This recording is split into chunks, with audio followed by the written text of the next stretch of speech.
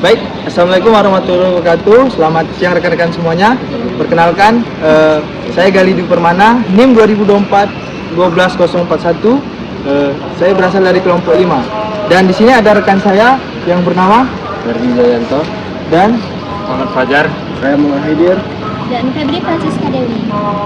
baik, kami berlima dari kelompok 5 akan menjelaskan proses difusi inovasi dan adopsi inovasi. Baik. Di sini sebelum masuk ke dalam contoh-contoh dan proses video dari difusi inovasi, saya akan menjelaskan sedikit tentang difusi inovasi dan adopsi inovasi. Difusi inovasi adalah suatu proses penyebaran inovasi atau suatu ide baru. Dan ada beberapa hal penting yang perlu diperhatikan dalam difusi inovasi. Yang pertama itu adalah inovasi, suatu ide atau suatu inovasi atau suatu hal baru. Kemudian ada yang kedua itu komunikasi. Komunikasi itu saluran atau bahasa untuk menyebarkan inovasi. Dan yang ketiga itu ada sistem sosial. Sistem sosial itu adalah individu-individu atau orang-orang yang akan menerima dan menyebarkan inovasi. Dan yang keempat ada kesenjangan waktu atau overtime. Nah, dalam tahapan-tahapannya juga ada beberapa hal penting. Yang pertama itu ada inventor. Inventor itu orang yang punya inovasi atau ide baru. Dan yang kedua itu ada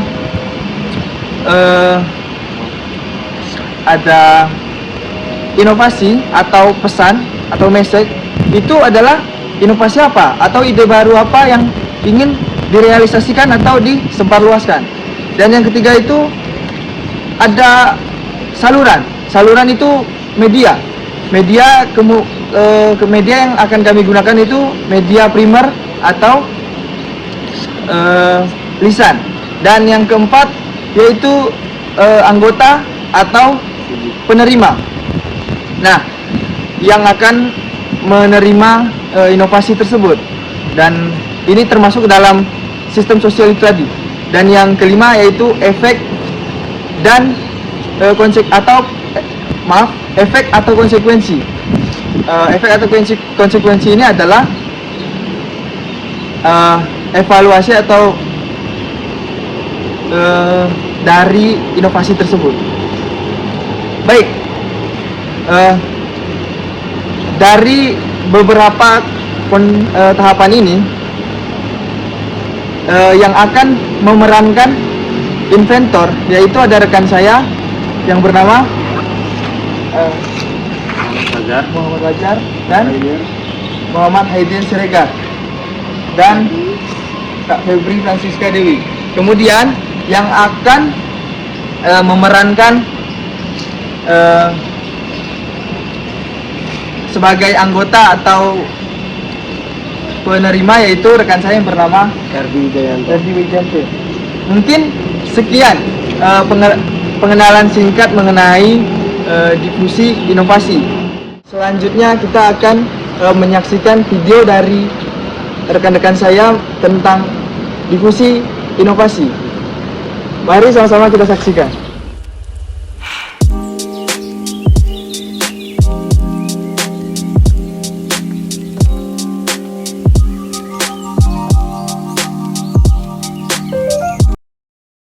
Ngapain kalian anak muda di sini?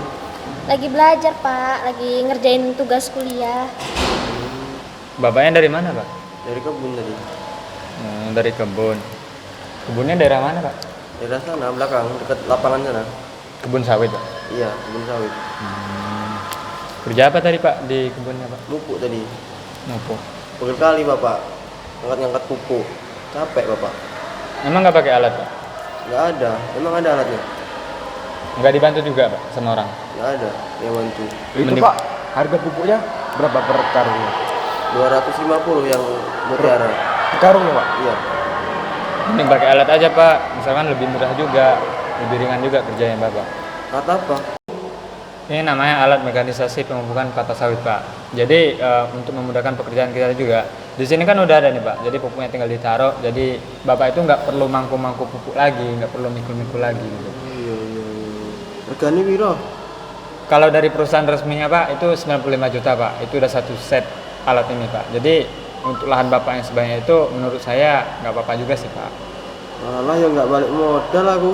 Lahanku cuma 5 hektar kok. Enek alat yang lain nggak? Oh, ada Pak. Alat Oh. apa nih kuwi? Ini Pak, pakai angkong. Jadi itu angkong tuh kayak gerobak sodor gitu kan. Jadi tuh biasanya tuh memang nggak banyak sih orang pakai, tapi tuh kalau menurut saya ya, daripada yang disuruh yang ditampilkan sama teman saya tadi yang harga 95 juta, ini tuh lebih efektif, lebih efisien, terus tuh Bapak juga cepet balik modal gitu kan, nggak ngeluarin budget yang sampai berpuluh-puluh juta, hampir 100 juta kayak punya teman saya tadi.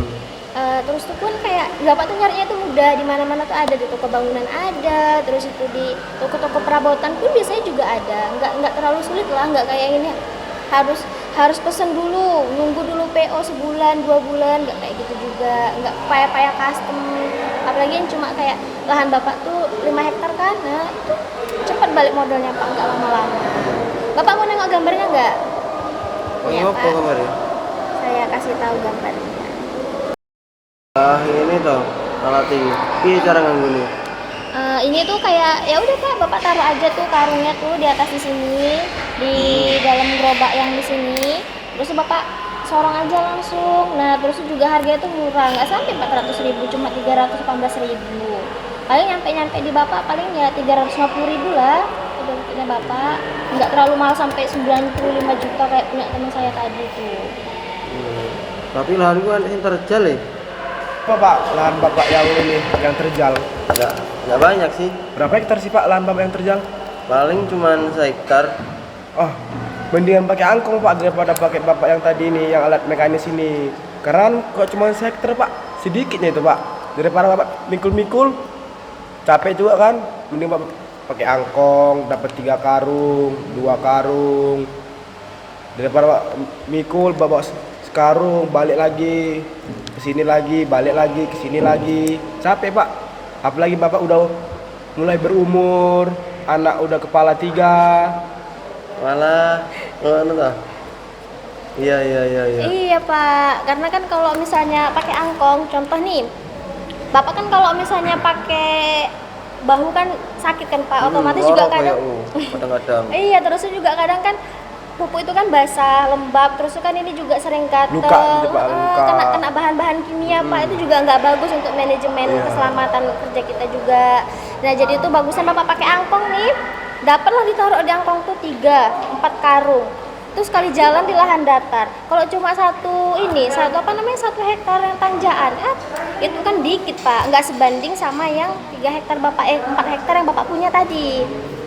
Bapak tinggal nabur pakai 4 angkong tuh kan enak gitu. Masa ya Bapak mau balik lagi ke pasar Pikul yang ada pertama. pupuknya tadi, balik ngangkongin satu-satu lagi kan capek Pak. Bagusan sekali dorong, tabur dapat banyak, nggak bolak-balik. Jadi itu lebih efisiensi waktunya itu lebih terjamin lah dengan harga yang cuma tadi 318.000 Pak.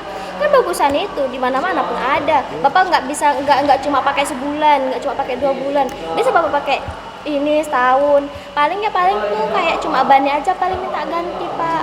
Pun Bapak kan nggak setiap bulannya juga kan Jar, dia ini kan nggak setiap bulannya juga dia muku. Ya enak lah Pak pakai angkong ini Pak daripada yang pakai alat mekanis tadi tuh. Kalau misalnya lahan Bapak tuh ada sekitar 100 hektar, nah itu mungkin bolehlah pakai alat mekanis yang ditawarkan teman saya tadi. Tapi kalau cuma kayak yang untuk masyarakat yang cuma 5 hektar kayak gitu 10 hektar, enak pakai angkong Pak. Sekalian aja, apalagi lahannya datar yang terjal cuma 1 hektar, terus enak aja Pak pakai angkong aja. Malah ngono. Enak kita ya, tinggal Daripada dorong Bapak ya. ini Iya enak Pak daripada pakai ini Pak. pikul Pak. Pikul. Aduh Pak capek Bapak Pak. sakit, beli lagi obat, belum beli ini. Mending Bapak beliin dengan harga 300, 12.000 ya kak? 318.000. Iya, lebih enak, lebih murah. Pokoknya mantap pak. Mantap. Apalagi ini kan Pak, pupuk ini kan bahaya Pak buat kesehatan juga kan. Jadi harus pakai alat lah Pak. Iya. Sun ya, aku Iya. tak tuku alat iki lah. Oke, langsung beli Iya, ini, Pak. Pak. Beli pak. Iya langsung pak. beli Kalau ini, langsung Pak. beli. Sun sarane ya. Iya Pak. Iya, Pak. Anak iki. Iya pak. Oke, makasih banyak ya, Pak. Hati-hati ya, Pak. Oke, Pak. Hati-hati, Hati-hati, Pak. Pak. Iya, Iya pak. Baik, terima kasih kepada rekan-rekan atau teman-teman yang sudah menyaksikan video tentang diskusi inovasi tadi. Selanjutnya, di sini saya akan menjelaskan tentang sedikit tentang adopsi inovasi. Adopsi inovasi adalah proses pengambil keputusan inovasi atau suatu hal baru atau ide baru. Baik, di adopsi inovasi juga terdapat beberapa hal penting, terutama dari canon adapter. Yang pertama itu ada inventor. Inventor adalah orang pertama yang punya inovasi atau yang membuat ide atau inovasi tersebut. Dan yang kedua itu ada early adapter. Early adapter adalah orang pertama yang mengadopsi inovasi. Dan yang ketiga itu ada early majority, yaitu sudah banyak yang mengadopsi inovasi, sudah banyak orang, sudah tersebar luas inovasi tersebut. Dan yang ketiga itu late majority, yaitu sudah banyak yang menerima informasi namun terlambat, waktunya terlambat dari inovasi tersebut disebarluaskan. Dan yang kelima itu yaitu ada langrus atau orang-orang yang menentang inovasi tersebut. Nah, biasa orang-orang yang menentang inovasi ini dari kalangan lansia atau orang-orang tua. Baik, beberapa tahapannya pun ada beberapa hal yang penting dan perlu kita ketahui. Yang pertama itu yaitu tahapan kesadaran dan minat. Dan yang kedua tahapan evaluasi. Yang ketiga tahapan mencoba. Dan yang keempat tahapan adopsi. Baik, mungkin sekian video dan penjelasan dan pengertian mengenai difusi inovasi dan adopsi inovasi. Kami dari kelompok 5 mengucapkan terima kasih kepada rekan-rekan yang telah menyaksikan video kami. Sekian dari kelompok 5. Wassalamualaikum warahmatullahi wabarakatuh. Dadah. Dadah.